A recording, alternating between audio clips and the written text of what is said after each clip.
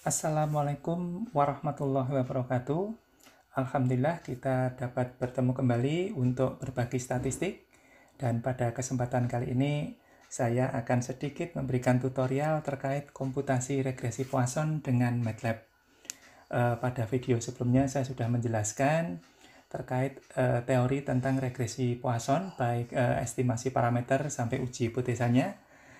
Saya juga sudah memberikan satu contoh pemodelan ya, dengan data jumlah kematian ibu di Provinsi Jawa Tengah, dan analisisnya kita menggunakan RStudio. Hasilnya seperti ini ya, kemarin sudah kita pelajari bersama. Dengan hanya memasukkan formulanya kita sudah memperoleh hasilnya. Oke, maka pada kesempatan kali ini saya akan menjelaskan bagaimana komputasi dari regresi Poisson, baik estimasi parameter dan uji hipotesanya, tapi menggunakan MATLAB. Kenapa menggunakan MATLAB ini penting? Karena satu, dengan MATLAB ini nanti kita akan mengetahui tahap demi tahap analisis atau perhitungannya. Yang kedua, kedepannya dengan MATLAB ini kita bisa memodifikasi regresi Poisson untuk fungsi-fungsi yang termodifikasi. Contohnya misalnya regresi Poisson yang memuat exposure, atau regresi Poisson bivariat, atau regresi Poisson multivariat dengan berbagai modifikasi yang lainnya. Nah, untuk itu mari kita mulai tutorial singkat ini. Mudah-mudahan bermanfaat. Oke ya, kita mulai dari kita sudah membuka dua jendela ini ya. Yang pertama tentang MATLAB sudah saya buka, dan ada panduan untuk algoritma. Seperti yang disampaikan di teori bahwa untuk menentukan estimasi parameter dari regresi Poisson itu tidak bisa diperoleh penyelesaian eksak, sehingga perlu algoritma Newton-Raphson yang kemarin sudah kita bicarakan ya. Nah, bagaimana untuk menentukan algoritma itu atau menentukan estimasi parameter itu dengan MATLAB? Kita mulai saja. Oke, dari program yang sudah saya buat kita bahas satu persatu ya. Yang pertama, clear. Nah, ini dimaksudkan hanya sekedar untuk membuat variabel-variabel yang kosong. Jadi tidak ada variabel-variabel yang sudah terdefinisikan. Jadi memang clear, belum ada variabel yang terdefinisikan di sini. Oke. Nah, langkah pertama dari MATLAB adalah tentunya kita input data. Ya, input data Y dan X. Nah, ini input data Y dan X ini yang pertama kali kita lakukan. Gimana caranya? Kita tulis berarti Y sama dengan ELS read, maksudnya mengambil data dari Excel yang dinamakan, atau Excel tersebut filenya bernama data Y, sementara X-nya bernama data X. Nah, ini sudah saya berikan di sini ya. Coba kita lihat ini data X-nya. Data X-nya ada 4. Ini nggak usah ada keterangan X1, X2, X3, X4, tetapi hanya dituliskan kolom 1 itu kolom satuan, maksudnya untuk beta 0 ya, untuk beta 0, jadi ditulis satu semua. Untuk X1 ditulis di sini, kolom B, kolom C ini X2, kolom D itu X3, dan kolom E X4. Begitu juga dengan data Y, hanya dituliskan satu kolom saja, tapi dipisah di dua file ya, di dua file. Jadi ini diberi nama data Y, yang X juga kita beri nama ini data Y ya, yang data X kita beri nama juga data X di sini. Oke ya. Oke. Nah, sekarang kita sudah memanggilnya Y sama dengan XLS read dari data Y, begitu juga dengan data X. Nah, sekarang yang kedua, N ini hanya menunjukkan berapa banyaknya baris ya, berapa banyaknya baris dari data, atau berapa banyaknya data tiap-tiap kolomnya ya. Sama saja dengan ini length dari Y itu menunjukkan banyaknya baris ya. Nah, ER ini adalah epsilon. Kalau di sini epsilon itu bilangan kecil, nanti untuk bagaimana suatu iterasi itu berhenti ya. Nanti bisa saja ini epsilonnya berapa kita tentukan nanti. Sementara kita tulis 1, boleh juga ditulis yang lain. Oke ya. Nah, iterasi T ini nanti iterasi ke Ya, jadi ketika T0 berarti iterasi ke 0. Kita mulai dari iterasi, nanti kita simbolkan dengan T. Oke ya. Nah, di dalam algoritma Newton-Raphson, ya Newton-Raphson ini formulasinya hanya beta caping, T ditambah 1, ini beta T, ini H inverse beta T, ini semuanya beta T ya, G beta caping T. Artinya apa? Untuk menentukan iterasi pertama, jadi B1, iterasi pertama, dibutuhkan beta pada iterasi ke 0 atau beta 0, H matrik Hessian untuk beta 0, dan matrik vektor gradien untuk T-nya 0. Oke ya. Nah, maka dari itu dimulai dari T0. Nah, langkah pertama beta 0 itu apa? Itu yang namanya nilai awal. Nilai awal kita tentukan dengan formula dengan ordinary least square, OLS ya. Lebih gampangnya kan seperti itu. Cuma perbedaannya apa? Perbedaannya nilai Y ini adalah ln dari Y. Karena apa? Karena modelnya Poisson kan link functionnya ln gitu ya. Oke, jadi di sini kita tuliskan OLS biasa, X-nya X standar, cuma Y-nya ln. Maka di sini kita tulis YB adalah log Y. Artinya apa? Artinya YB ini semua data di Y di-ln-kan. Ya, oke. Kalau di MATLAB ln itu log gitu ya. Oke, nah yang kedua beta 0. Beta 0 itu apa? OLS yang saya sebutkan di sini tadi, ini untuk nilai awalnya nanti. Nilai awalnya adalah, ini formulanya ini, ya OLS berarti X transpose X inverse, ya X transpose X inverse, ya dikalikan X transpose YB, karena tadi sudah di-ln-kan. Oke, selesai nilai awal. Selanjutnya kita mulai iterasi, karena kita nggak tahu iterasinya itu sampai berapa iterasi, kita menggunakan while saja. While ERR lebih besar dari ini 10 pangkat negatif 5. Artinya apa? Artinya ketika nanti R-nya itu kurang dari 10 pangkat negatif 5, maka iterasi itu berhenti. Gitu ya. Oke. Nah, ini batas ini terserah, nanti kita serahkan kepada yang analisis data. Bisa 10 pangkat negatif 5, bisa 10 pangkat negatif 10, disesuaikan dengan permasalahan yang ada. Oke ya. Nah, sekarang kita mulai dari iterasi pertama. Oke ya, iterasi pertama berarti tadi T-nya 0, ini T-nya 1. Untuk T1 kita, berarti betanya mengadopsi beta 0 tadi yang melalui OLS tadi. Ya. Jadi beta 0, nah ketika ini bentuknya kan vektor kolom, ya, vektor kolom, ya. Berarti ini beta 0 itu karena ada 4 variabel bebas, maka ada beta 0, beta 1, beta 2, beta 3, beta 4. Berarti ada 5B. Ditambah betanya 4 ditambah beta 0 ya. Oke, berarti beta 01, ini maksudnya baris pertama ya, beta diambilkan dari ini. Baris pertama, ini baris kedua. Ini beta 0, ini beta 1, ini beta 2, ini beta 3, ini beta 4. Gitu ya, ini diambilkan dari sini. Nah, sekarang yang dibutuhkan sekarang cuma G sama H sebenarnya. Vektor gradien sama matrik Hessiannya. Nah, tetapi kalau kita melihat, inilah G-nya. Jadi ada sigma, termasuk hanya ada sigma. Ada sigma ini. Maka saya mulai dengan for n di sini. Kan ada penjumlahan terus-menerus.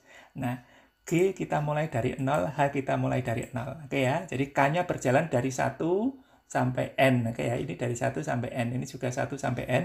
Saya tulis 1 sampai N. Nah, formulanya seperti apa? Formulasinya mengambil ini. Oke ya, mengambil dari sini. Jadi misalnya ini ya. Ini turunan dari, nah ini kan sama, D turunan dari likelihood beta. B itu maksudnya beta. Likelihood diturunkan terhadap beta. Oke ya, ini. Turunan likelihood diturunkan terhadap beta. Itu sama dengan persis dengan ini. Ya, penjumlahannya nanti mulai dari for n ini ya. Jadi yang di dalam saja berarti apa? Karena ini negatif, saya tulis di belakang berarti Y X transpose. Berarti ini Y. Nah, kan perhitungannya per satu. Berarti ini Y pada baris pertama kali X transpose. Baris pertama semua kolom. Ya, baris pertama semua kolom di sini. Ya, dikurangi yang ini. Berarti apa? Dikurangi apa? X transpose dikalikan eksponensial. X transpose dikalikan eksponensial X beta. Oke ya, sudah sama ya formulanya. Nah, sekarang DLBB. Berarti turunan kedua dari likelihood terhadap beta. Oke ya, terhadap B. Turunan keduanya. Formulanya lebih simpel lagi, cuma X transpose X kali E. Berarti di sini X ya, X transpose, tapi negatif di sini juga negatif ya, ini negatif ya. X transpose X dikalikan eksponensial X beta. Oke, nah berarti sudah ada turunan itu, maka sebenarnya begini. Tadi G-nya sama dengan 0. Sekarang untuk K1 G-nya sudah ditambah 0 ditambah G yang diperoleh di sini. Ya, ini kan L ini G-nya 0 ditambah DLB, oke ya. Hanya juga sama, hanya 0 ditambah DLB. Oke ya, sekarang kita sudah mempunyai G baru. Hanya juga baru. Masuk ke sini lagi, prosesnya sama persis, tetapi di sini K-nya kan 2. Ini K-nya 2. Nanti G yang diperoleh di depan ditambah lagi. Hanya juga ditambah lagi. Nah, proses ini dilakukan terus-menerus untuk menunjukkan sigma I1 sampai N itu.